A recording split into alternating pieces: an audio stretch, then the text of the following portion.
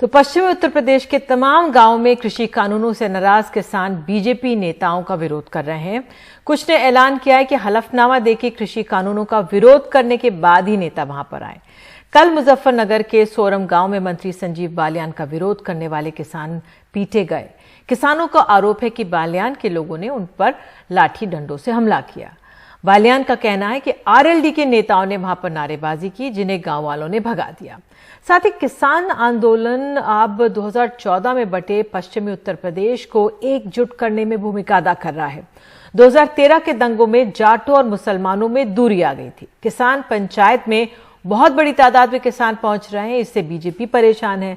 उत्तर प्रदेश में मुसलमानों की संख्या 19% है, तो पश्चिमी उत्तर प्रदेश में 26% है। तो इन्हीं समीकरणों को समझाती हुई हमारे वरिष्ठ सहयोगी कमाल खान की रिपोर्ट। मुजफ्फरनगर के सोरम गांव में आज किसानों से मिलने आरएलडी अध्यक्ष अजीत सिंह पहुंचे तो उनके साथ नाराज किसानों का एक हुजूम उमड़ा। कल यहां मंत्री संजीव बालियान के आने पे नारेबाजी कर रहे किसान पीटे गए थे। यहां हुई पंचायत में अजीत सिंह ने बालियान के खिलाफ एफआईआर कराने की मांग की। आखिर जब कोई आएगा मंत्री तो क्या किसान उससे नहीं पूछेगा हमारे गन्ने का काम कब मिलेगा? तो उस पर हमको नाराज होने की क्या जरूरत है? और अगर वो जवाब नहीं देंगे, भैया राजनीति में गलत काम करोगे तो जिंदाबाद मुर्दाबाद सब तरह के नारे लगेंगे। उसका मतलब ये थोड़ी कि आप उनकी पिटाई करोगे। आप सुनिए या जवाब दे दीजिए, सेटिस्फाई कीजिए लोगों से, बात कीजिए लोगों से। संजीव बालियान मुजफ्फरनगर से ही एमपी हैं। उनका कहना है कि वो किसी की रस्म पगड़ी में गए थे, वहां आरएलडी के लोगों ने नारेबाजी की, जिनको गांव वालों ने पीट के भगा दिया। आइडेंटिफाइड राष्ट्रीय लोकदल के कार्यकर्ता थे। आपके लोग भी घायल हुए इसमें? देखिए, मैं उसके बाद वहां से चला आया था, मैं दूसरे गांव में जाना पड़ा था। ये जरूर है कि मैं बाहर आकर भगदड़ मची, जब हम आए तो मार पिटाई होकर उनको गांव वालों ने भगाया वहां से।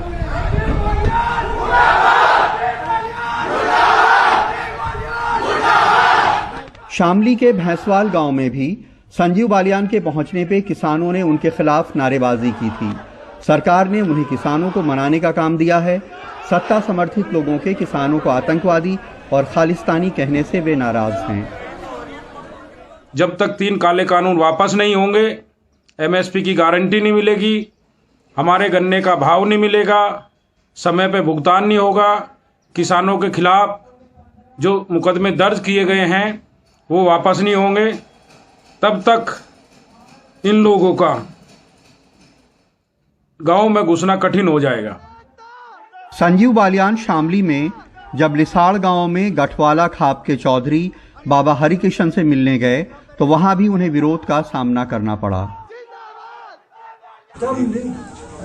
तुम हो गुलाम,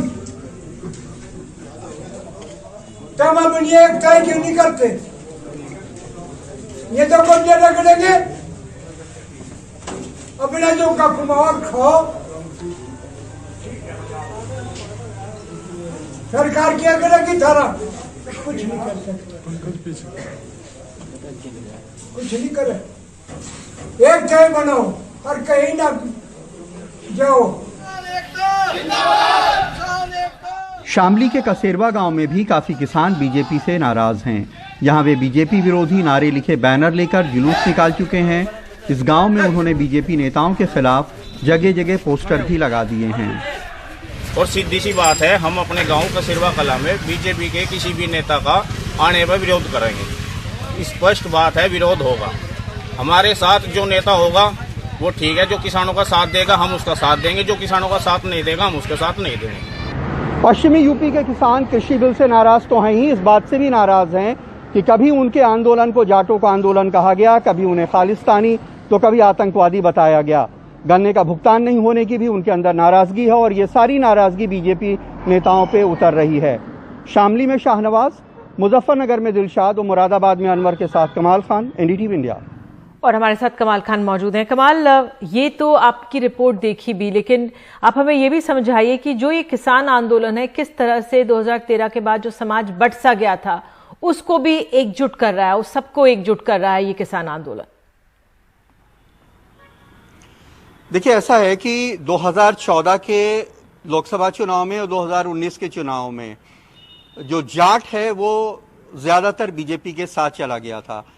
लेकिन अगर आप देखिए तो वेस्टर्न यूपी की जो जातीय समीकरण है या धार्मिक, उसमें मुस्लिम जो हैं वो 26% से ज्यादा हैं, जबकि उत्तर प्रदेश में सिर्फ 19% के आसपास हैं।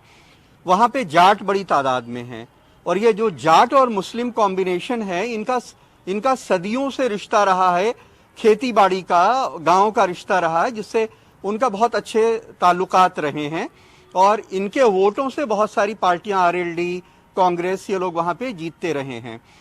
बीएसपी भी जीतती रही है क्योंकि वहां दलितों की तादाद भी बहुत ज्यादा है। 2012 में जो चुनाव हुआ था तो वहां के 76-77 विधानसभा सीटों में से 22 एमएलए ऐसे थे जो मुस्लिम थे, इतनी बड़ी तादाद में।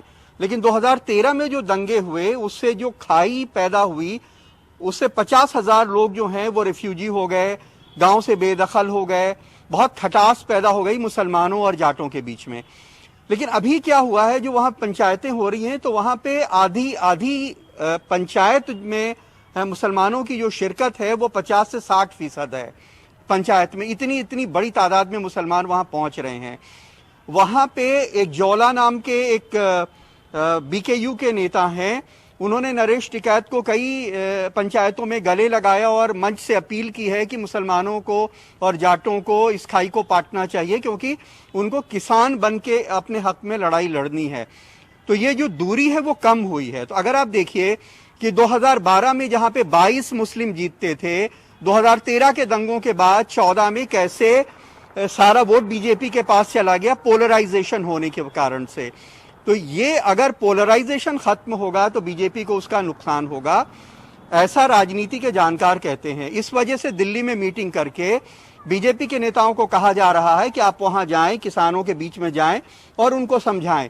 अभी नरेश टिकैत का एक बयान आया है कि मैंने संजीव बालियान से कहा था कि माहौल बहुत खराब है, अभी आप किसानों के बीच में ना जाएं।